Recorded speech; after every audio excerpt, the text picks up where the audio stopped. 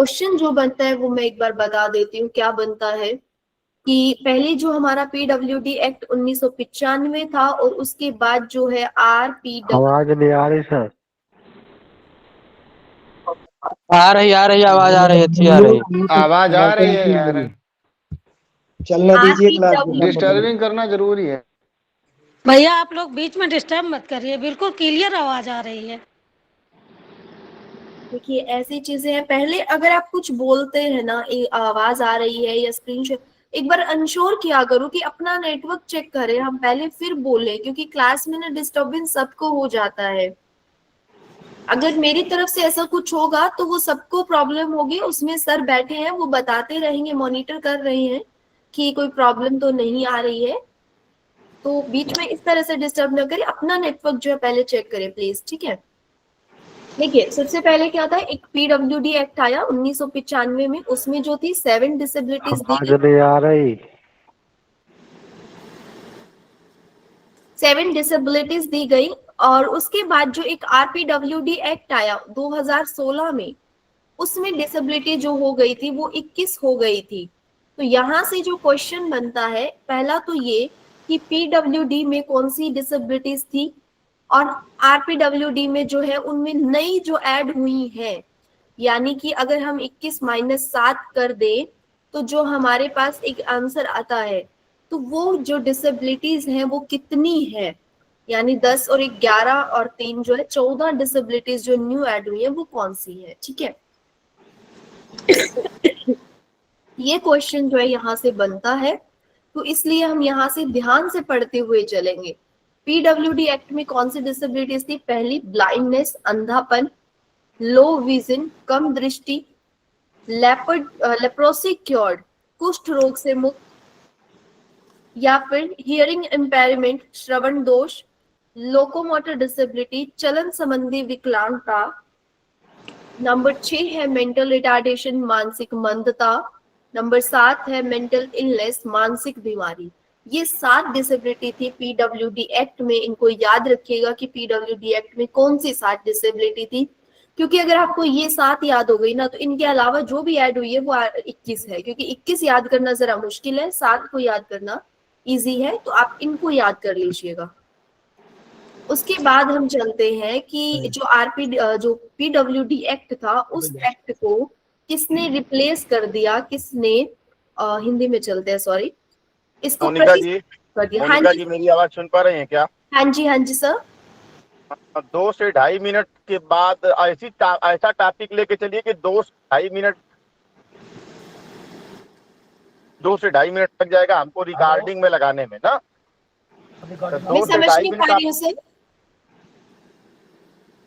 Recording on है। Continue करिए। Recording अगर शेयर हो तो कंटिन्यू ठीक अच्छा रहेगा। पीपीटी अगर शेयर हो तो अच्छा रहेगा। रिकॉर्डिंग स्क्रीन शेयर हो जाता मतलब तो ठीक रहता। स्क्रीन शेयर हो रहे सर मेरे पास। भैया स्क्रीन शॉट ले लिया करो बटन से। मैम हमें शो नहीं हो रही है मैम। किसी को भी शो नहीं हो रहा है। अरे किसी में नहीं हो रहा सर। शेयर हो रहा है भाई। हो रहा है मैम। मैम हो रहा है। क्लास सही चल रही है, कंटिन्यू चलने दीजिए क्लास। चलिए अब सबको हो रहा है। जब कल नहीं हो रहा था तो मुझे पता लग पा रहा था कि शो नहीं हो रहा है, लेकिन अब मुझे शो हो रहा है कि आपको भी शो हो रहा है। तो ऐसा नहीं है, आप अपना नेटवर्क चेक कीजिए प्लीज एक बार, ठीक है। चलिए कंटिन्यू करते हैं। जो पीडब्ल्यूडी एक्ट था 1995 का, उसको प्रतिस्थापित किया, उसको रिप्लेस कर दिया, उसकी जगह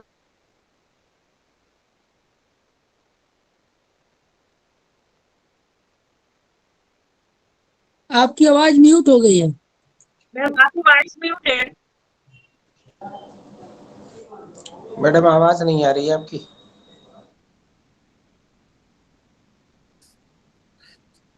मैडम आपकी आवाज नहीं आ रही है। जब आप लोग बोलते हैं तो आपको म्यूट करने के लिए सर ऑल म्यूट कर देते हैं, जिसमें मेरा भी म्यूट हो जाता है। तो कृपया अपना माइक जो है वो म्यूट रखें, सर को ऐसी सिचुएशन का सामना ना करना पड़े कि उनको ऑल म्यूट करना पड़े। ठीक है, अब हम चलते हैं फिर से टॉपिक पे।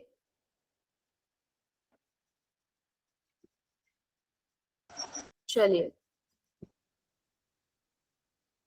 एक बार मैं यहाँ से जो है फिर से रिवाइज कर देती हूँ।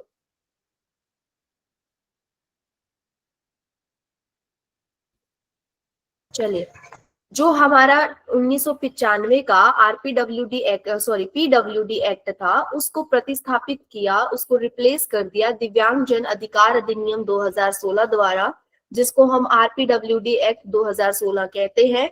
इस एक्ट में क्या हुआ, जो डिसेबिलिटी थी वो 7 से बढ़कर 21 हो गई, और जो हमारा मानसिक मंदता शब्द था उसको बौद्धिक दिव्यांगता, एक तो बौद्धिक अक्षमता जो है इंटेलेक्चुअल डिसेबिलिटी, इंग्लिश में हम कहते हैं इंटेलेक्चुअल डिसेबिलिटी कर दिया गया, मेंटल रिटार्डेशन को। और हिंदी में अगर हम कहें बौद्धिक दिव्यांगता, जो विकलांगता शब्द था ना, उस शब्द को दिव्यांगता बोल दिया गया कि अब विकलांग की जगह दिव्यांग और विकलांगता की जगह दिव्यांगता जो शब्द है वो यूज होगा। ये जो बड़े 2 चेंजेस है वो हुए हैं। इसके अलावा जो चेंजेस हुए हैं जो डीपली हम पढ़ेंगे वो जब हम आरपीडब्ल्यूडी एक्ट करेंगे और पीडब्ल्यूडी एक्ट करेंगे तब हम पढ़ेंगे। अभी के लिए जो है हमें डिसेबिलिटी पढ़ना था, तो मेन जो डिसेबिलिटी में चेंजेस है वो हम यहाँ से पढ़ते हुए चल रहे हैं कि डिसेबिलिटी 7 से 21 हो गई, और जो मानसिक मंदता शब्द था, जो ये इंटेलेक्चुअल डिसेबिलिटी का नाम है, 2016 में चेंज हुआ है और हमें मिला। ठीक है, अब हम बात करते हैं आरपीडब्ल्यू डी एक्ट की, छोटी सी बात करेंगे, डिटेल में नहीं ज्यादा। 16 दिसंबर 2016 को लोकसभा द्वारा पारित हुआ, 14 दिसंबर 2016 को राज्यसभा ने पारित किया। यह दिव्यांगजन जो है समान अवसर अधिकारों का संरक्षण और पूर्ण भागीदारी अधिनियम जो 1995 का स्थान लेता है। 1995 का जो पीडब्ल्यूडी एक्ट था, पर्सन विद डिसेबिलिटी एक्ट था, जिसमें कि equal opportunity, protection of rights and full participation की बात की गई थी, उसको जो है प्लेस करके आ गया था। और जो पीडब्ल्यूडी एक्ट हमारा आया है वो किस पे बना हुआ है, वो जो यूएनसीआरपीडी है ना हमारा, कि भारतीय को दिव्यांगजनों अधिकारों पर संयुक्त राष्ट्र कन्वेंशन है उसके अनुरूप बनाना है। ठीक है, तो किसी का फोन जो है एक और इलेक्ट्रॉनिक डिवाइस आपके फोन के पास है जिसकी वजह से ये बीप आ रहा है, तो इसको जरा दूर करें। ठीक है, यूएनसीआरपीडी जो है जो हमारा संयुक्त राष्ट्र है, उन्होंने जो लॉ बनाया है, उन्होंने जो कानून बनाया है, उस कानून के साथ, उस कानून के अनुरूप भारत के कानून को बनाने के लिए जो ये आरपीडब्ल्यूडी एक्ट आया है। ठीक है, डिसेबिलिटी क्या है उसकी परिभाषा और दायरा थोड़ा सा पढ़ते हुए चलेंगे। विकलांगता को एक विकासशील और गतिशील अवधारणा के आधार पर परिभाषित किया गया है कि एक तो विकासशील है और गतिशील है, और विकलांगता के प्रकार 7 से बढ़कर 21 हो गए हैं। केंद्र सरकार को और श्रेणियां जोड़ने का अधिकार दिया गया है कि अगर कभी जरूरत पड़ती है तो जो सेंट्रल गवर्नमेंट है, हमारी केंद्र सरकार है, वो इसमें और डिसेबिलिटीज जोड़ सकती है, यानी कि वो 21 से प्लस हो सकती है, लेकिन अभी जो है 21 है। यहां तक किसी को कोई डाउट हो? चलिए नेक्स्ट हम पढ़ते हैं कि जो आरपीडब्ल्यूडी एक्ट में 21 डिसेबिलिटीज आई हैं वो कौन सी है। तो वो 21 डिसेबिलिटी के नाम यहाँ पर दिए हुए हैं। पहले blindness, low vision, leprosy cured person, और जो ये हमारा बधिर है, हियरिंग इम्पेयरमेंट है, लोकोमोटर डिसेबिलिटी, ड्वार्फिज्म बोलते हैं बोनापन। ठीक है, एक एक डिसेबिलिटी को हम डिटेल में भी पढ़ेंगे, लेकिन अभी मैं सिर्फ नाम बता रही हूँ। ठीक है, इंटेलेक्चुअल डिसेबिलिटी, बौद्धिक अक्षमता, मेंटल इलनेस जो मानसिक बीमारी है, ऑटिज्म स्पेक्ट्रम डिसऑर्डर, ऑटिज्म जिसको हम कहते हैं, सेरेब्रल पॉल्सी, मस्तिष्कीय पक्षाघात जिसको हम कहते हैं, muscular dystrophy, chronic neurological condition, SLD specific learning disability, अधिगम अक्षमता, multiple sclerosis, speech and language disability, thalassemia, hemophilia, sickle cell disease. ये जो 3 डिजीज है ये ब्लड डिसऑर्डर है। Multiple disability, acid attack victim और पार्किंसन डिजीज, तो याद रखिएगा कि जो ये 21 है, ये यहाँ पे नंबरिंग जो है वो गलत हो गई है, यहाँ पे आना था 11, 12 और यहाँ पर 21 तक ये जाती, ठीक है।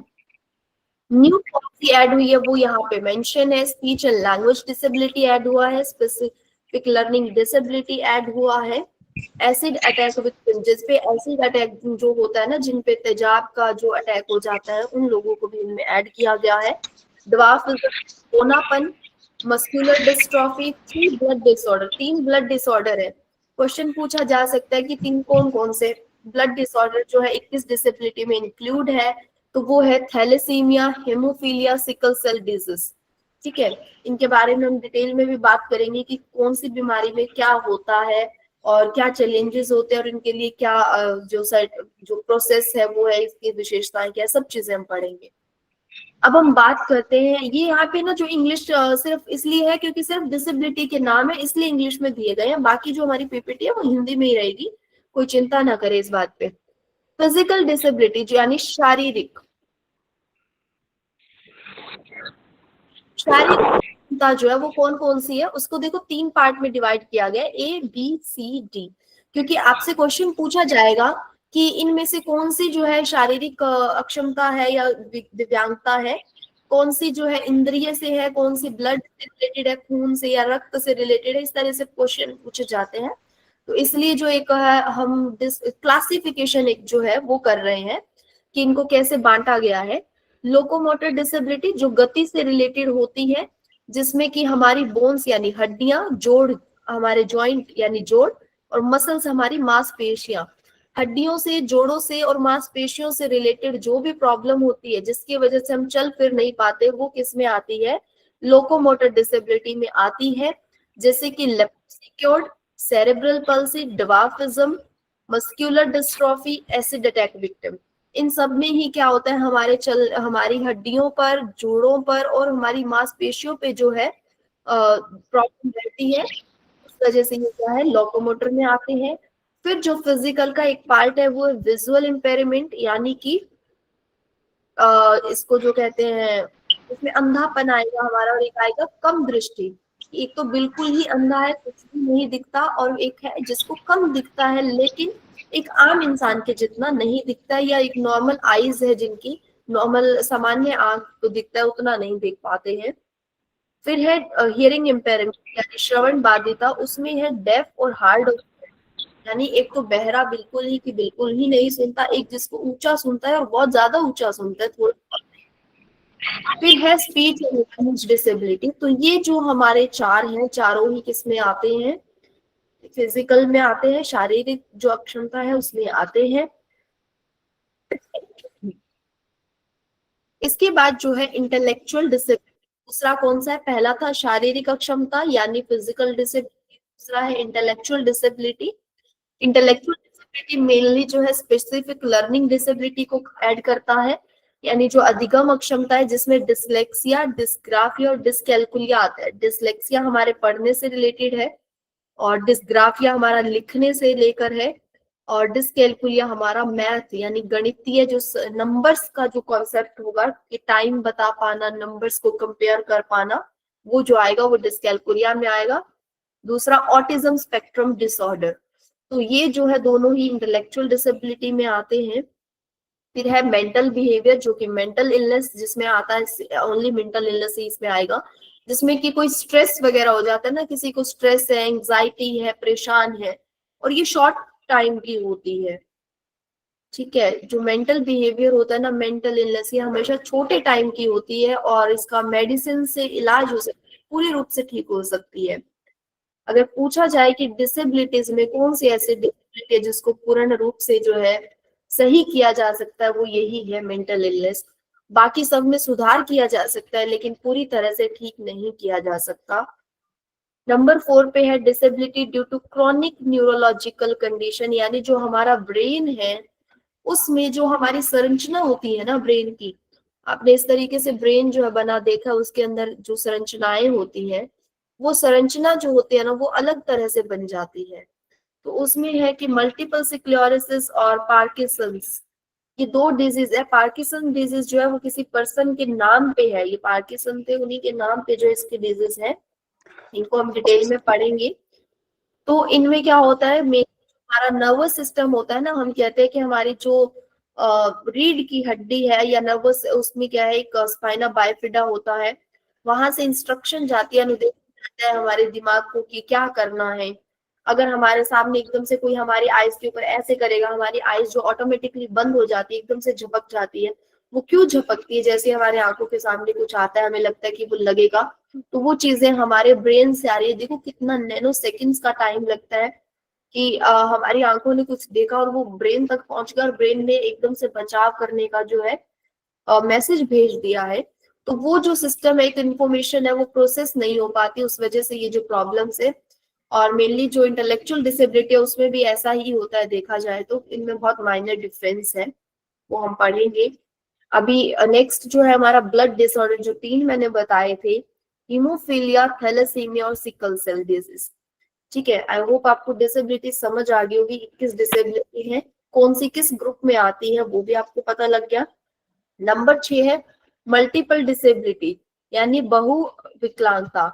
इसमें क्या है, जब भी कोई भी एक या दो, मोर देन वन, कोई भी एक डिसेबिलिटी किसी एक या दो के साथ आ जाएगी, कि एक से प्लस मोर देन वन है, एक से ज्यादा डिसेबिलिटी अगर एक बच्चे को है, तो वो क्या आएगा, वो मल्टीपल डिसेबिलिटी में आएगा, बहु विकलांगता में आएगा।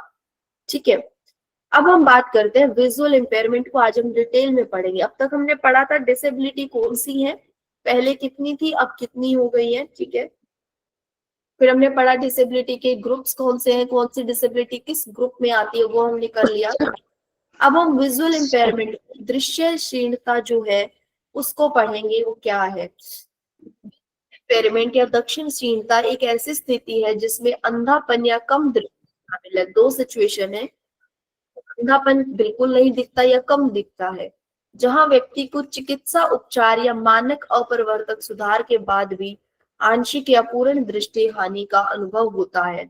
बहुत ही सिंपल लैंग्वेज में समझते हैं, एक ऐसी सिचुएशन है जहां या तो जो व्यक्ति है वो बिल्कुल अंधा है या कम दृष्टि है उसकी, और वो भी कब, चाहे स्पेक्स लग गया उसके बाद भी उतना नहीं देख पाता जितना एक नॉर्मल, एक सामान्य आंख देख पाती है, उतना नहीं देख पाता, तो वो क्या आएगा, वो विजुअल इम्पेयरमेंट में आएगा। ठीक है, इसके लिए भी, अब ऐसे तो देखो स्पेक्स तो बहुत लोगों को लगी हुई है, मुझे भी लगी हुई है इवन, लेकिन मैं विजुअल इम्पेयरमेंट में नहीं आती हूँ, वो कैसे पता चलेगा, उसकी भी हम बात करते हैं अभी। सबसे पहले जो है अंधापन। अंधापन क्या है कि पूर्ण दृष्टि का अभाव है, या तो दृष्टि है ही नहीं, वो चाहे बाय बर्थ है या चाहे वो बर्थ के बाद है। कॉजेस पे हम आएंगे कि वो किसी भी कारण से बिल्कुल ही उसकी दृष्टि नहीं है, तो वो अंधा माना जाएगा। बेहतर संभव सुधार के बाद बेहतर आंख में कि आईज है उसको दिखना कम हो गया, और उसमें संभव जितने संभव थे सुधार किए गए, ऑपरेशन करवाया गया, स्पेक्स लगवाया गया, लेंस लगवाया गया, जो चीज पॉसिबल थी वो करवाई गई। लेकिन उसके बाद भी जो उसकी दृष्टि है, यानी जो उसकी तीक्ष्णता है कि वो कितना देख पाता है, वो है या तो 3/6 या 10/20। ये स्नेल पैमाना है एक, उसमें मापा जाता है। इतना या इससे कम होगा अगर, तो उसे क्या माना जाएगा, अंधा माना जाएगा। अब एक चीज समझिएगा, जो 3/6 है या जो 3/60 है, ये मीटर में दिया हुआ है। ठीक है, इसका मीनिंग भी मैं अभी समझाऊंगी। और ये जो दिया गया है ये फीट में दिया गया, फुट जिसको हम कहते हैं, उसमें दिया गया है। ठीक है, इसका मतलब क्या है, 3/6 का मतलब है सामान्य अगर 60 मीटर तक देख सकती है, लेकिन अगर उस व्यक्ति की आंख चश्मा लगाने के बाद या ऑपरेशन के बाद 3 मीटर भी देख पा रही है, लेकिन 3 मीटर से कम देख पा रही है या 3 मीटर देख पा रही है, तो उसको अंधा माना जाएगा। ठीक है, या 10 जो बाय 200 है, इसमें क्या है 10 फुट और ये 200 फुट है, कि यानी नॉर्मल आंख जो है वो 200 फुट तक देख रही है, लेकिन जो आईज है जिसकी हम बात कर रहे हैं अंधेपन की, वो 10 फीट या उससे कम देख पा रही है। ठीक है, इनको समझते हुए चलिएगा। यहाँ से क्वेश्चन आएगा, दो चीजें पूछी जाएगी, एक तो दृश्य क्षीणता, तीक्ष्णता या विजुअल एक्विटी। अगर हिंदी में किसी को कंफ्यूजन हो तो विजुअल एक्विटी, एक्विटी वर्ड याद रखना। इक्विटी पूछा जाएगा तो 360 और 10 200 रहेगा, और ये स्नेल स्केल है, एक स्नेल पैमाना है, उसके अकॉर्डिंग है। और जब पूछा जाएगा आपसे दृष्टि का क्षेत्र पूछा जाएगा कि ये एक आंख बनी हुई है, और हमारी जो आंख है, नॉर्मल आंख आपको पता होगा कितना जो देख पाते हैं हम, इतना एरिया जो है एक अप्रोक्सीमेट देख पाते हैं, लेकिन जो अंधा व्यक्ति होगा, या हम कह सकते हैं जिसको अंधा माना जाएगा, वो है अगर उसका जो डिग्री है वो 20 डिग्री है ओनली, यानी ये एरिया जो है उसको नहीं दिखता है। ठीक है, हम जब ऐसे हाथ करते हैं तो हमारा 180 डिग्री बनता है, 180 डिग्री बनता है, बिल्कुल स्ट्रेट लाइन। एक नॉर्मल आंख जो है 120 के आसपास जो हम मानते हैं कि देख पाती है, लेकिन अंधा व्यक्ति उसकी एक जो है 20 डिग्री वो देख पाता है। तो इस चीज को ध्यान से समझते हुए चलिएगा, बहुत ही डिटेल के साथ, क्योंकि यहाँ से क्वेश्चन जो है बहुत कंफ्यूजन वाला भी आ सकता है। वो ये है सबसे पहला कि जब दृश्य तीक्ष्णता पूछी जाएगी तो 360 या 10-200 आपको दिया होगा। 360 किस में होता है पूछा जाए तो मीटर में होता है, और 10-200 किस में होता है पूछा जाए तो आपका फुट में होता है या फीट में होता है।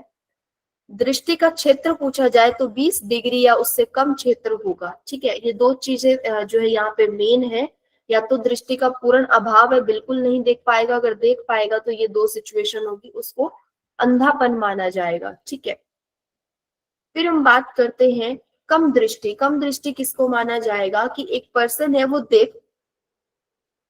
देख सकता है उपचार या मानक अपरिवर्तक सुधार के बाद भी दृष्टिहीनता, लेकिन व्यक्ति सहायक उपकरणों या उपयुक्त सहायता से कार्यों की योजना बनाने या निष्पादन करने के लिए दृष्टि का उपयोग कर सकता है।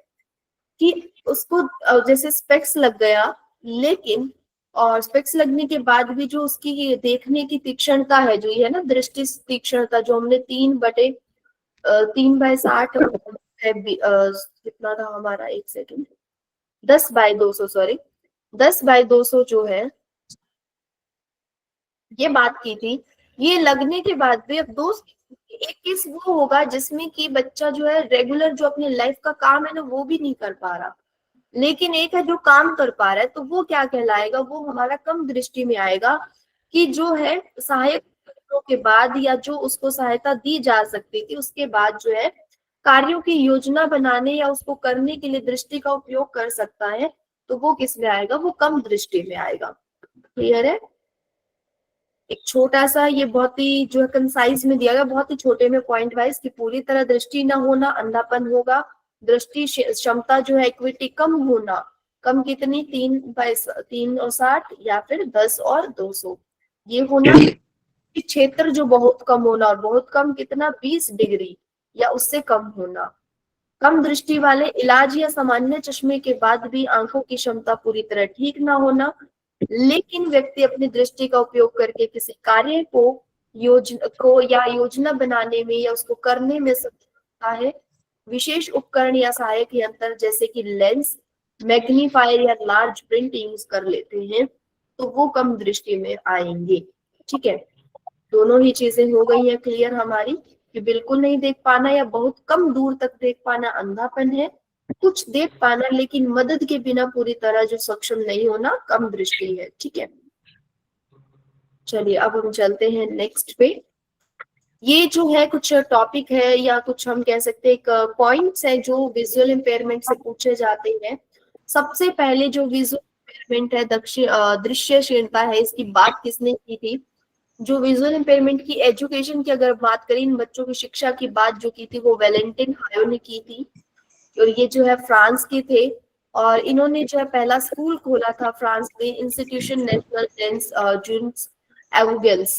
ये जो स्कूल इन्होंने खोला था, पहला नाम फिर भी नहीं पूछा जाता है, पहला स्कूल याद रखना कि जो सबसे पहले विजुअल इम्पेयरमेंट बच्चों की शिक्षा की बात करने वाले वैलेंटिन हायो थे। वर्ल्ड की बात हम कर रहे हैं दुनिया की, और इन्होंने जो थे पेरिस में थे, ये इन्होंने फ्रांस के अंदर ही पेरिस है, उन्होंने जो है स्कूल खोला था 1784 में, ईयर याद रखिएगा, और स्कूल के संस्थापक वैलेंटिन हायो ही रहे हैं। और जब बात करेंगे इंडिया की बात करेंगे तो अमृतसर में पहला स्कूल खोला गया था 1887 में, ईसाई दृष्टिहीनों के लिए उत्तर भारत का औद्योगिक गृह जो north Indian sorry north India industrial home for the Christian blind, ये जो एक इनकी संस्थापक रही है मिस एनी शार्प, ये मिशनरी ही थे, खुद ईसाई थे, ईसाइयों में मिशनरी होते हैं जो सोशल वर्क करते हैं, उन्होंने ये वो रही थी मिस एनी शार्प, इन्होंने ये स्कूल खोला था। और बाद में 1903 में ये स्कूल जो है शिफ्ट हो गया अमृतसर से, कहाँ पे चला गया, देहरादून ये चला गया। अब ये जो स्कूल है वो देहरादून में है। और बाद में जो मिस एनी शार्प थी या इनके सिबलिंग भाई बहन जो थे, इनकी याद में इसका जो है नाम भी बदल दिया गया। अब जो इसका नाम है इंडियन नेशनल कुछ करके है, मैं आपको क्वेश्चंस में वो करवाऊंगी, मैंने नेम ऐड किया हुआ है स्पेसिफिक। ठीक है, यहाँ पे किसी को डाउट हो एक बार आप स्क्रीनशॉट ले सकते हैं, यहाँ से मैं इसको क्लीन कर देती हूँ कि यहाँ से आपसे पूछा जाए। हरिता को बार बार डिस्टर्ब कर रही है। चलिए यहाँ से आप स्क्रीनशॉट इसका ले सकते हैं जिससे आपको याद रहे। ठीक है, हो गया होगा। ठीक है, चलिए छोटे से पढ़ते हैं। दृष्टिहीनों के लिए शिक्षा के जनक किसको माना जाता है? वैलेंटाइन हायो को माना जाता है। इन्होंने 1784 में एक स्कूल खोला था फ्रांस में। फ्रांस में पेरिस, ऑप्शन में आपको फ्रांस मिले तो फ्रांस, नहीं तो पेरिस, क्योंकि फ्रांस के अंदर ही जो है पेरिस है, फ्रांस की राजधानी है पेरिस। ब्रेल लिपि का आविष्कार किसने किया था? लुइस ब्रेल ने किया था। ये भी जो है फ्रांस के थे। 1824 में इन्होंने जो है ब्रेल स्क्रिप्ट जो है ब्रेल प्रणाली है इसका आविष्कार किया था। भारत में अगर पूछा जाए पहला स्कूल जो है अमृतसर में दृष्टिहीनों के लिए खोला गया था, वो किसने खोला था? मिस एनी शार्प ने 1887 में, जो कि 1909 में कहाँ शिफ्ट हो गया? देहरादून में शिफ्ट हो गया। ठीक है, अब हम बात करते हैं कि जो विजुअल इम्पेयरमेंट है, दृष्टि बाधिता है, उसका जो है कारण क्या है? दो कारण हमने मेन लिए हैं। पहला तो जन्मजात की, बच्चा जन्म से ही जो है अंधा है। इसका आनुवंशिक कारण हो सकता है कि माता को जो है प्रेगनेंसी के टाइम मदर को ही कोई इन्फेक्शन हो गया हो, जैसे रूबेला वगैरह होते हैं या मेनिंजाइटिस होता है, इस तरह की काफी जो है कोई भी जो संक्रमण इन्फेक्शन है, बीमारी हो गई है, बहुत सीवियर कंडीशन हो गई है, तो उसकी वजह से हो सकता है। या आनुवंशिक विकार यानी कि जीन्स के थ्रू भी हो सकता है कि मदर या फादर में किसी को कम विजन था या अंधापन था तो उनसे भी आ सकता है, या फिर माता को कोई संक्रमण हुआ उसकी वजह से। फिर उसके बाद उपार्जित कारण यानी एक्वायर कर लिया। जन्म से तो आंखें ठीक थी, लेकिन जन्म के बाद जो है ऐसी सिचुएशन हो गई, तो वो होता है मोतियाबिंद होने पर, या ग्लूकोमा हो जाए, मधुमेह संबंधी, रेटिनोपैथी से, धब्बेदार अंधपतन, कॉर्नियल रोग या आघात या संक्रमणाघात यानी कोई चोट लग गई या कोई ऐसा सदमा बैठ गया, बहुत सारी एकदम से किसी ने आग देखी, इतनी आग देखी कि उसकी आंखें इस तरह से रह गई कि एकदम से सदमे से ही उसकी आंखें की जो दृष्टि है वो चली गई। या इस तरह की कोई एक्सीडेंटल हो सकता है, कोई किसी का एक्सीडेंट हुआ, आंखों में चोट लग गई, इस तरह से हो सकता है। ये काफी सारी जो बीमारियां ये दी गई है मेन जो है वो यहाँ पे हमने कवर कर ली है। तो इन कारण से दृष्टि बाधिता जो है हो सकती है। इसके बाद हम बात करते हैं एजुकेशनल इम्प्लीकेशन यानी शैक्षिक निहितार्थ की बात करते हैं। विशेष शिक्षा की जब हम बात करते हैं विजुअल इम्पेयरमेंट बच्चों के लिए, तो हम ब्रेल की बात करते हैं, ऑडियो पुस्तकें होती है, स्पर्श आधारित शिक्षण होता है। इनकी मैं पिक्स भी अभी आपको दिखाऊंगी कि कौन सी चीजें कैसी होती है। ब्रेल स्क्रिप्ट, ऑडियो बुक्स होती है जिनको हम सुन सकते हैं, सुनकर सीख सकते हैं। जो हमारी एनसीईआरटी की बुक्स है उनकी पूरी रिकॉर्डिंग बुक्स जो है अभी एनसीईआरटी भी प्रोवाइड करवाता है, बहुत सारे स्कूल भी प्रोवाइड करवाते हैं। और अगर आप किसी स्कूल में जाओगे जो दृष्टिहीन बच्चों का स्कूल है, वहां पर इसके लिए वो इनवाइट भी करते हैं कि आप हमें जो है दृष्टिहीन बच्चों के लिए रिकॉर्डिंग करनी है, तो आप वॉलेंटरली उसके लिए जाकर उन बच्चों के लिए रिकॉर्डिंग भी करके दे सकते हैं। बहुत सारे स्कूलों में ये चीजें चल रही हैं। सहायक तकनीक का उपयोग कर सकते हैं जो असिस्टिव टेक्नोलॉजी है, जिसमें स्क्रीन रीडर क्या करता है, स्क्रीन को रीड करके हमें बता देता है। जैसे अब हमारे पास मोबाइल भी ऐसे आ गए हैं, लैपटॉप ऐसे आ गए, स्क्रीन आ गई है। एक फोन होता है छोटा सा जिसमें अगर आप नंबर डायल करते हैं ना, बुजुर्गों के पास देखने को वो मिलता है, आपने 9 दबाया तो वो बोलता है 8 दबाया बोलता है 8। तो इस तरीके से वो बोलकर आपको बता देता है कि आपने क्या प्रेस किया, मैडम आपकी आवाज बिल्कुल नहीं आ रही है, कट रही है, आवाज कट रही है मैडम आपकी। आवाज स्पष्ट आ रही है, आप अपने आप को नेटवर्क में करिए, आवाज स्पष्ट आ रही है। मोनिका जी आप कंटिन्यू करें। हाँ जी, हाँ जी जी सर, आवाज बहुत अच्छी आ रही है। स्क्रीन रीडर होता है, स्क्रीन को जो पढ़ के बता सकता है। सेम ऐसे ही हम जैसे आज अगर गूगल पे कुछ सर्च करते हैं तो गूगल सिर्फ सर्च करने के बाद हमें टेक्स्ट मैसेज नहीं देता, वो बोलकर माइक का वहां पे ऑप्शन होता है, क्लिक करते ही वो हमें बोलकर पढ़कर बता देता है कि जो हमने क्वेश्चन पूछा है उसका क्या आंसर है, और हम भी बोलकर पूछ सकते हैं। तो इतनी फैसिलिटी है। मैग्नीफायर होता है, जो एक शीशा होता है जिससे हम जैसे देखते हैं उसके अंदर से, तो हमें प्रिंट जो है वो बड़ा दिखता है। बोलने वाले कैलकुलेटर आगे, जिस तरह से फोन है उसी तरह से कैलकुलेटर है कि आप जो नंबर डायल करेंगे, जिस नंबर पे आप क्लिक करेंगे, प्रेस करेंगे, वही नंबर कैलकुलेटर आपको बोलकर बताएगा। ऑपरेशन के बाद आपको आपका जो आंसर है वो भी आपको बता देगा। तो इस तरह की असिस्टिव टेक्नोलॉजी या सहायक तकनीक जो है दृष्टिहीन बच्चों के लिए अवेलेबल है। संशोधित शिक्षण रणनीतियों के साथ समावेशी शिक्षा है। संशोधित शिक्षण रणनीतियां क्या है कि देखो, हम जो है कोई कंटेंट है जो पढ़कर बता, जो लिख कर बता रहे हैं, उसी को इक्वली बोलकर बताएं, ताकि जो दृष्टिहीन बच्चे हैं वो सुनकर उस चीज को सीख सके। और बोलते समय जो आपकी वर्ड्स होते हैं उनका उच्चारण है ना, जो हमारे शब्दों का, वो इतना क्लियर हो कि जो हम बोल रहे हैं वो बच्चा समझ पाए। अगर आप विषय शब्द बोल रहे हैं तो विषय समझ पाए, बच्चा विषय ना समझ पाए, कि वो उसकी जो मात्रा है। जैसे मेरे पास एक स्टूडेंट आता है जिसकी हिंदी थोड़ी वीक है, तो वो विषय जब मैं बोलती हूँ उसको, तो वो क्या सुनता है। अब धीरे धीरे उसकी जो है प्रोनाउंसिएशन हम ठीक करवा रहे हैं, क्योंकि वो बेंगलोर से, उसे हिंदी नहीं आती। वो य लिखने की बजाय एक ही मात्रा लगा देता है, क्योंकि उसे जो है हिंदी आती ही नहीं है, इतनी उसने सीखी नहीं है। तो अब उसे जो प्रॉब्लम आती है ये आती है। सेम क्या होता है जब दृष्टिहीन बच्चा है वो सुनकर सीखेगा। तो अगर आपकी प्रोनाउंसिएशन क्लियर नहीं है तो वो अपने अकॉर्डिंग कुछ जो समझेगा वही सीख लेगा और वही लिखेगा, जिससे कि उसकी जो स्पेलिंग्स है वो मिस्टेक होगी और करेक्ट होती चली जाएंगी। स्वतंत्रता बढ़ाने के लिए अभिविन्यास और गतिशीलता प्रशिक्षण। अभिविन्यास क्या है कि इंडिपेंडेंस को बढ़ाना, और गतिशीलता मोबिलिटी को बढ़ाना, जिसमें कि हम केन का यूज करके चलना सिखाते हैं, आसपास की चीजों से अवगत करवाते हैं कि कितने स्टेप्स पर कौन सी चीज है, कि इतने कदमों पर आपकी ये चीज है, आपको दाएं जाने पर ये चीज मिलेगी और बाएं जाने पर ये चीज मिलेगी। और वो कहते हैं कि दृष्टिबाधित अगर बच्चा घर में है तो चीजों को ज्यादा हेर फेर ना करे, जो चीज जहां पर है उसका स्थान जो है फिक्स रखे, ताकि वो बच्चा वहां तक पहुंच पाए एक दिन। क्योंकि वो देख नहीं सकता, आपने एक दिन इस टेबल पे कोई चीज रख दी, दूसरे दिन उस टेबल पे रख दी, तो वो अपनी बोतल भी नहीं ढूंढ पाएगा कि कहाँ है।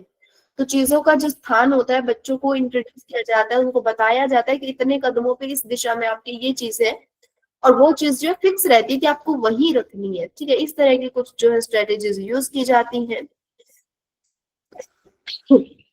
ये यहाँ पे जो सारी टेक्नोलॉजीज या जो असिस्टिव डिवाइसेस हैं, जो जो चीजें हैं,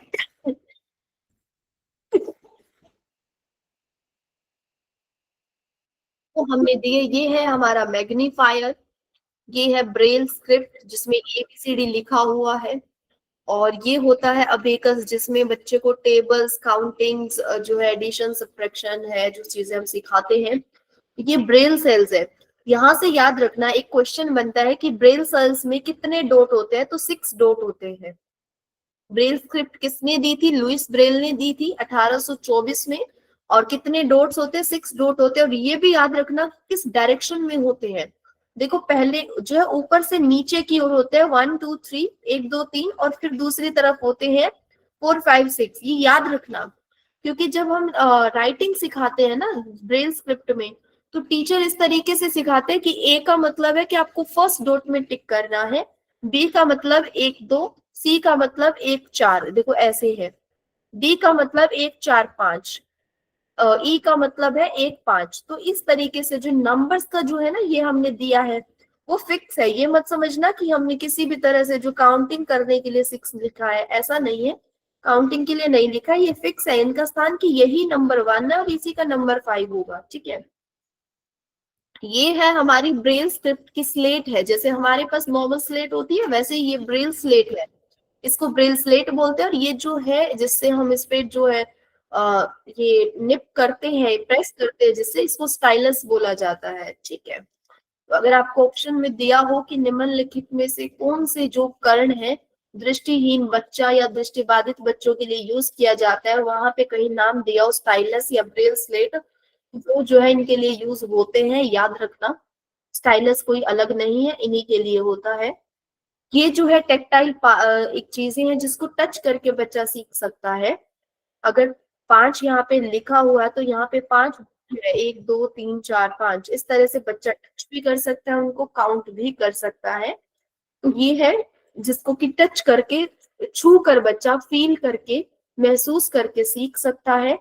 ये चीजें आपने देखी होंगी जब हम कहीं भी रेलवे स्टेशन या बस स्टैंड जाते हैं तो इस तरह का पाथ एक बना होता है जो कि टेक्टाइल पाथ है, जिसको फॉलो करते हुए दृष्टिहीन बच्चे जो है चलते हैं और जो अपने डेस्टिनेशन पे पहुंचते हैं।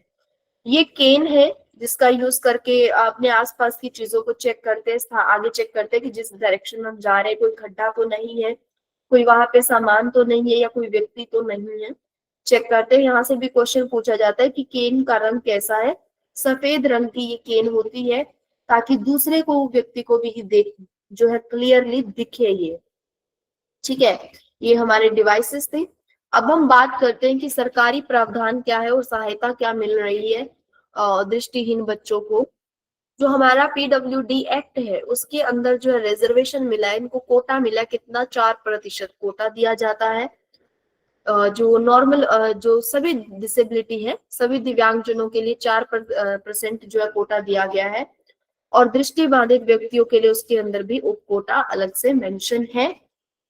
और वो जो है वो RPWD एक्ट जब हम पढ़ेंगे तो उसमें हम देखेंगे कि रिस्ट्रिक्टेड है ये कि जो जॉब अगर आ रही है, कोई जॉब है, उस जॉब में जो बच्चे अप्लाई कर सकते हैं, जैसे कि कोई मान लो कि कंप्यूटर ऑपरेटर की जॉब है तो वो कर सकता है दृष्टिबाधित बच्चा, तो उसको रिजर्वेशन उसमें दिया जाएगा। अगर कोई ऐसी जॉब है जिसमें वो बच्चा नहीं कर सकता तो वो उसको नहीं दी जा सकती, उसमें दृष्टिहीन बच्चे के लिए कोटा नहीं मिलेगा, ठीक है। तो ये जो है रिस्ट्रिक्शन है थोड़ी सी। विभिन्न सरकारी योजनाओं के अंतर्गत प्रदान किए जाने वाले सहायक उपकरण और सहायता उपकरण, ये जो उपकरण है सरकारी योजना के अंतर्गत मिलते हैं, सरकार की तरफ से दिए जाते हैं। असिस्टिव टेक्नोलॉजीज है, जो डिवाइसेस है। सुलभ बुनियादी ढांचा यानी रैंप, जो हमने अभी देखा येलो कलर का जो शो हो रहा था। स्पर्शनीय पथ जिसको वो टच करके देख सकते हैं। संकेत हर तरफ दिए हो, डिजिटल पहुंच हो, वो सारी चीजें हैं। संकेत का मतलब जो है यहाँ पे वो नहीं है कि सामने जो है पिक्चर लगा हो, संकेत जो है वो टच वाले फील पे, जो टेक्टाइल पाथ है ना नीचे जो सड़क पर है, रोड पर है, वहां पर भी ऐसा संकेत दिया हो कि आगे मोड़ है, कुछ है, तो वो जिसपे फील करके बच्चा उस चीज को समझ पाए, ठीक है। पुनर्वास के उपाय क्या है? कम दृष्टि को सहायक उपकरण दिए जा सकते हैं, आवर्धक लेंस या बड़े अक्षरों वाली पुस्तकें दी जा सकती हैं। और जो है ओरिएंटेशन या मोबिलिटी हम कहते हैं, अभिविन्यास और गतिशीलता। अभिविन्यास क्या है कि अभिविन्यास होता है ओरिएंट करवाना। जैसे मैंने आपको बताया कि ये एक रूम है और इस रूम में यहाँ पर टेबल है, यहाँ पे इसका डोर है, और इस साइड जो है यहाँ पे बाथरूम बना हुआ है, यहाँ पे बेड लगा हुआ है, यहाँ पे स्टडी टेबल है। तो उस बच्चे को पता होना चाहिए कि रूम में एंटर करने के बाद इस डायरेक्शन पे कितने कदमों पे टेबल है, इस डायरेक्शन में कितने कदमों पे स्टडी टेबल है, सीधा जाने पर कितने कदमों पर जो है बेड है, और सीधा जाकर थोड़ा सा मुड़कर जो है अपने अपोजिट इस तरीके से डायगोनली चलने पर कितने कदमों पे जो है बाथरूम है। इस तरह से जो बच्चे को सब चीजों का पता होना चाहिए। मोबिलिटी यानी कितने कदमों पे जाना है, कहाँ तक जाना है, और अगर घर से बाहर अगर हम जा रहे हैं तो रोड पे किस तरह से जो टेक्टाइल पाथ बने होते हैं उनको कैसे फॉलो करना है, अपने आसपास की चीजों को, उसकी ट्रेनिंग जो है दी जानी चाहिए, ठीक है। व्यवसायिक प्रशिक्षण दिया जाए, कौशल विकास किया जाए, जो स्किल पॉसिबल है वो स्किल डेवलप की जाए, वोकेशनल ट्रेनिंग दी जाए बच्चों के अकॉर्डिंग। जिस जो टच है हमारा, जो इतना टच है, हम किसी चीज को शायद टच करके नहीं बता पाए, लेकिन जो दृष्टिबाधित बच्चों को टच करके ज्यादा अच्छे से बता पाते हैं। और जिन बच्चों को ट्रेनिंग मिली होती है, आप देखोगे कि वो कितने ऐसे चल रहे होते हैं जैसे उन्हें दिखता है, बहुत नॉर्मली चल रहे होते हैं वो। तो दृष्टि बाधित कभी स्कूल में जाके देखना, जो नहीं गए हुए, बहुत नॉर्मल है उनके लिए। उनकी लाइफ ऐसा लगता है कि ये दृष्टिहीन है, ये देख नहीं पा रहे हैं, तो उनको ट्रेनिंग दी जाती है। उन्हीं को ही जो है व्यवसायिक प्रशिक्षण दिया जाए ताकि वो अपनी आजीविका कमा सके और अपनी रोजी रोटी जो कमा सके और जीवन में जो है स्वतंत्र बन सके। उसके बाद है counselling and family support programme, की परामर्श दिया जाए और पारिवारिक सहायता कार्यक्रम होने चाहिए कि अगर कहीं जरूरत है किसी भी तरह की, वो चाहे डिवाइसेस की जरूरत है या किसी ट्रेनिंग की जरूरत है, कोई अवेयरनेस की जरूरत है, वो सारी चीजें जो है उनको प्रोवाइड करवाई जाए। तो मेनली जो पॉइंट है विजुअल इम्पेयरमेंट से, वो ध्यान रखने वाले कौन कौन से पॉइंट है हमारे। एक तो दृष्टि बाधिता में अंधापन या कम दृष्टि शामिल है, दृश्य तीक्ष्णता और दृष्टि क्षेत्र के आधार पर निर्धारित हो रहे हैं। शिक्षा, पुनर्वास और सुगम्यता पे जोर दिया गया है और आरपीडब्ल्यूडी 2016 की शारीरिक विकलांगता की श्रेणी में आता है। ठीक है, यहाँ तक किसी को डाउट हो कोई भी, अदरवाइज जो हम क्वेश्चन पे मूव कर रहे हैं। अब हमारा टॉपिक हो चुका है, आज हमने पढ़ा डिसेबिलिटी की टाइप्स कौन सी हैं, कितने हैं, पीडब्ल्यूडी एक्ट में कितने थे, आरपीडब्ल्यूडी एक्ट में कितने हैं। उसके बाद हमने ग्रुप पढ़ा कि कौन सी डिसेबिलिटी किसके अंतर्गत आती है, कौन से ग्रुप में आती है, और फिर हमने विजुअल इम्पेयरमेंट यानी दृष्टि बाधिता को डिटेल में पढ़ा है। अब हम इस पे क्वेश्चन करेंगे और नेक्स्ट क्लास में जो है नेक्स्ट डिसेबिलिटी, एक डिसेबिलिटी हम उठाएंगे। अगर क्लास टॉपिक छोटा लगा तो 2 डिसेबिलिटी कवर कर लेंगे। ठीक है, चलिए अब हम क्वेश्चन पे मूव करते हैं। ओ सॉरी, आज जो है आपको ऑप्शन जो है साथ के साथ शो हो रहे हैं, इसके लिए जरा चलिए कोई बात नहीं, करते हैं। निम्नलिखित में से कौन सी शारीरिक विकलांगता है? Autism, cerebral palsy, dyslexia, ADHD. बी बी बी बी बताने की जरूरत नहीं है कि क्या सेरेब्रल पाल्सी।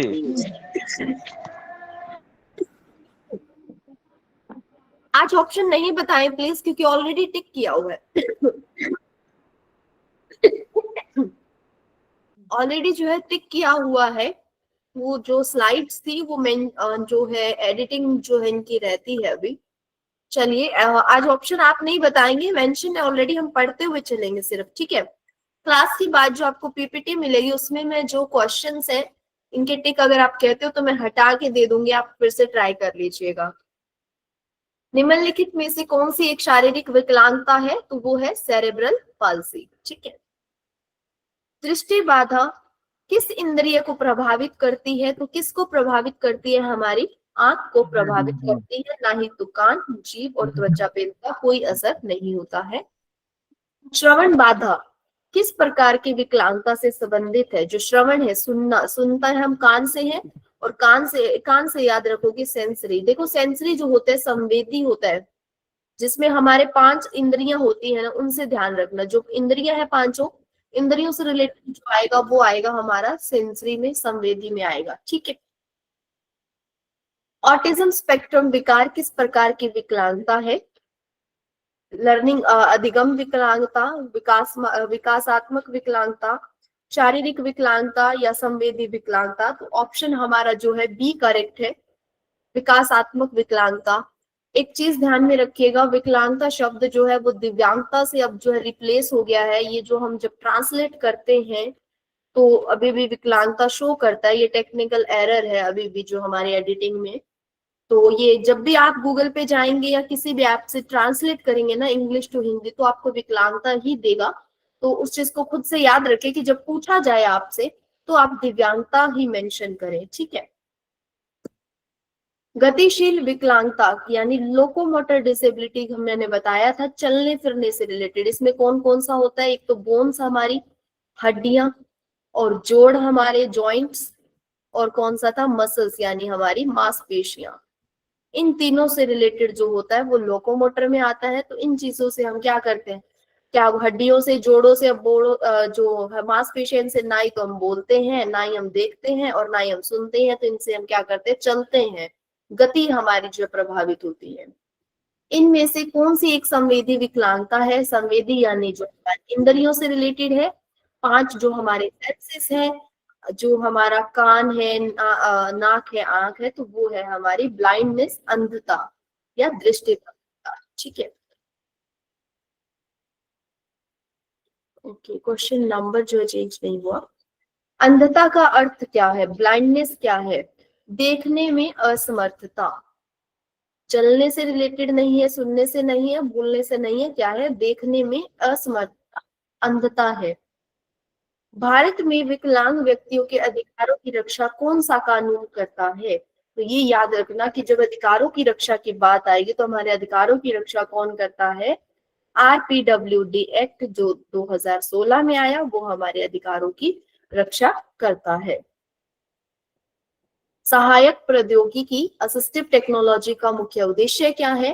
क्या है मुख्य उद्देश्य? बच्चों का मनोरंजन? बिल्कुल भी नहीं। मनोरंजन के लिए किसी टेक्नोलॉजी की क्या जरूरत है? विकलांग व्यक्तियों को दैनिक कार्य करने में सहायता देना, ये फिर भी अच्छा ऑप्शन है। मानव शिक्षकों को बदलना, मानव शिक्षकों की बदलने की तो कहीं बात ही नहीं आती है। हाँ, हालांकि AI जो है आज रिप्लेस कर रहा है टीचर्स को, लेकिन कहीं ना कहीं जो है एक मानव जो टच होता है ना, एक ह्यूमन का जो, एक इंसान का जो प्रेम भाव है शिक्षकों का अपने बच्चों के लिए, वो जो है कहीं ना कहीं मिसिंग रहता है। तो उसकी वजह से ये जो हम कहीं भी प्रेफर नहीं करते।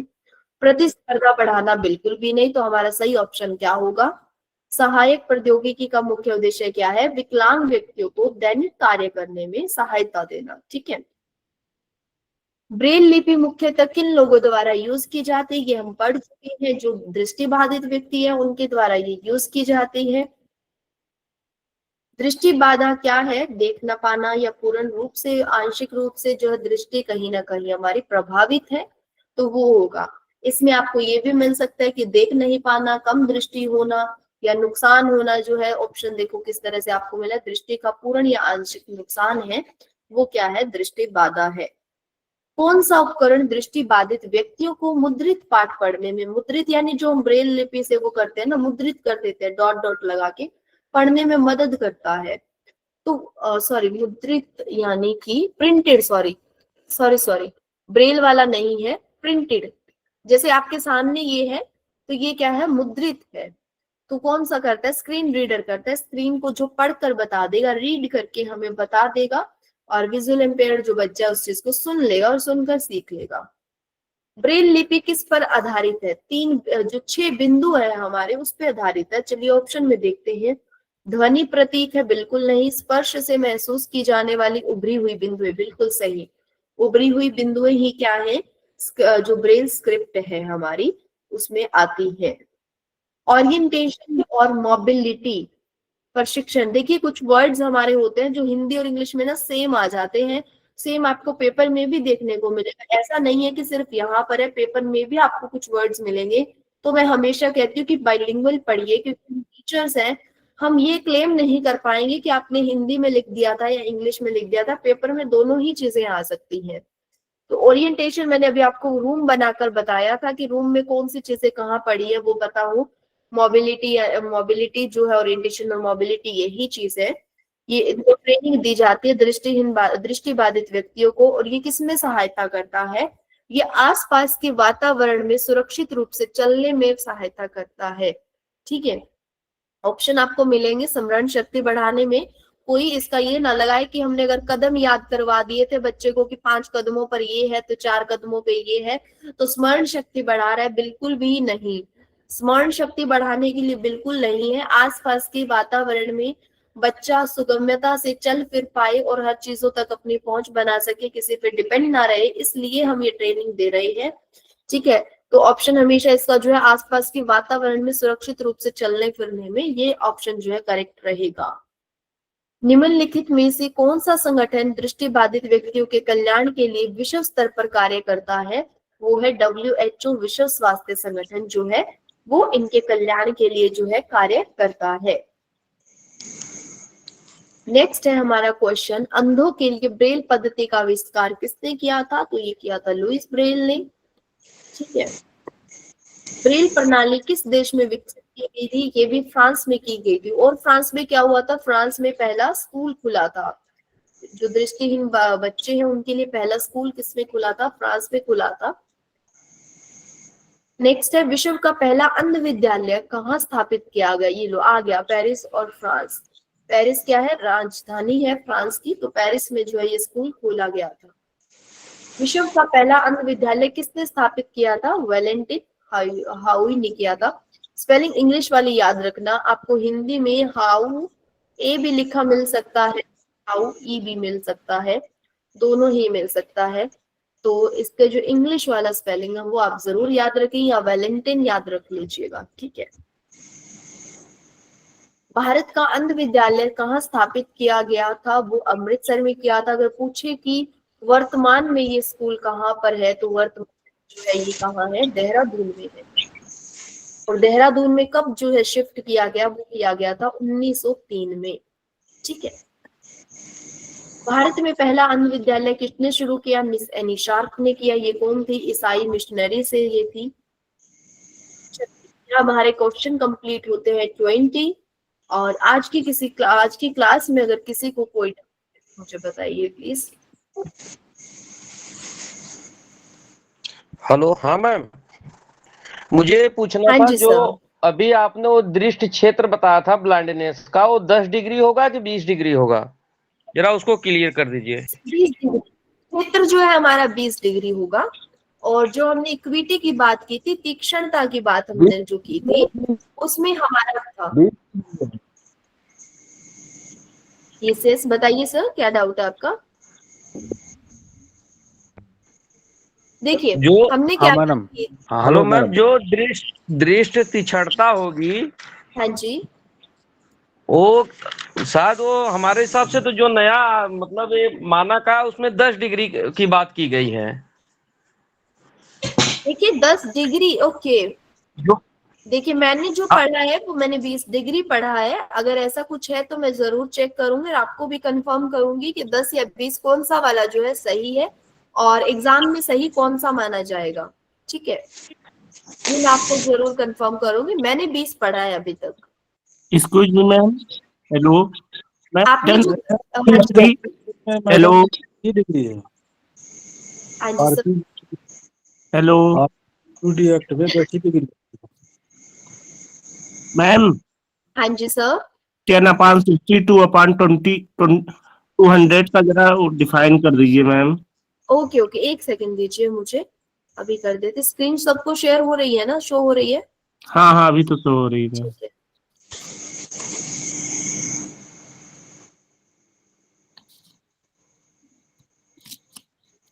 देखिए एक तो बात हम करते हैं विजुअल इक्विटी की, ठीक है। इंग्लिश और हिंदी में दोनों में बता रही हूँ, ध्यान से सुन लीजिए। बाइलिंगुअल ही बताइए मैम, हाँ जी, बाइलिंगुअल ही बताइए, वो सही रहता है। हाँ बाइलिंगुअल ही हम चलेंगे। मैं आपको पीपीटी में भी दिखा देती हूँ अच्छे से, जहां पे हमने किया था वहीं चलते हैं। ईरा, ठीक है। अब देखिए विजुअल इक्विटी क्या है, वो एक अलग चीज है।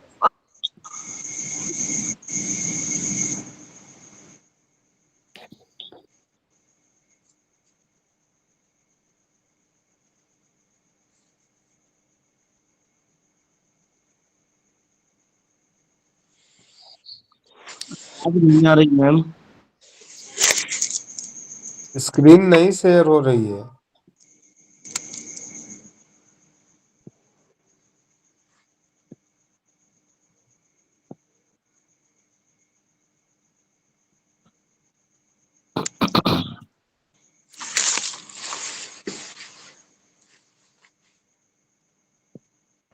मैम देहरादून वाला विद्यालय 1903 है कि 1909 है?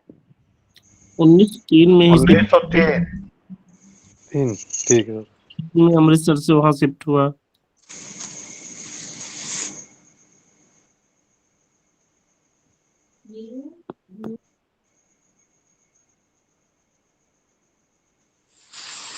अच्छा इसी और बताइए, RPDW एक्ट जो है 17 अप्रैल 2019 को लागू है कि 19 अप्रैल 2019 को? 19 अप्रैल। 19 अप्रैल ही है ना? जी जी। नेट पर जो है गूगल पर दूसरा कुछ देता है सर्च करने पर, देखिएगा। 27 दिसंबर होगा। नहीं 27 दिसंबर नहीं है, ये 17 या 19 है, यही कंफर्म करना था। 17 दिसंबर है। 2017। 17 दिसंबर। 17। अब मैम से भी पूछा जाएगा। क्या पूछ रहे हैं? RPWD act? हाँ हाँ, 2016 कब लागू हुआ था? हाँ वो हुआ था 19 15 अप्रैल जून को, 2017। 15 हाँ? जून 2017 को। अरे 19 अप्रैल 2017 को। नहीं भाई, 15 जून 2017 को हुआ 15 है। जून 2017 है, 15 जून 2017। 15 जून। तो वही तो मैं 15 कह जून रहा हूँ, आप कंफ्यूज कर रहे हैं सबको। 15 जून 2017। 15 जून 2017 को आरपीडब्ल्यूडी एक्ट 2016 लागू हुआ था। अच्छा सर, अगर इसका कुछ जैसे मान लीजिए उन्हें रिटर्न में होगा तो थोड़ा शेयर कर दीजिएगा, चाहे ग्रुप पर चाहे जहाँ।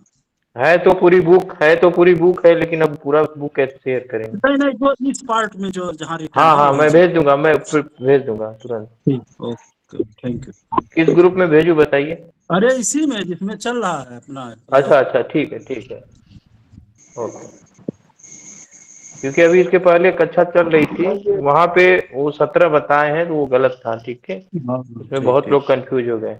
वो नहीं नहीं ठीक है, उसको सबकी मैंने उस ग्रुप कंफ्यूजन। में भी डाल दिया है। हाँ, मैं भी 27 दिसंबर जाऊंगा।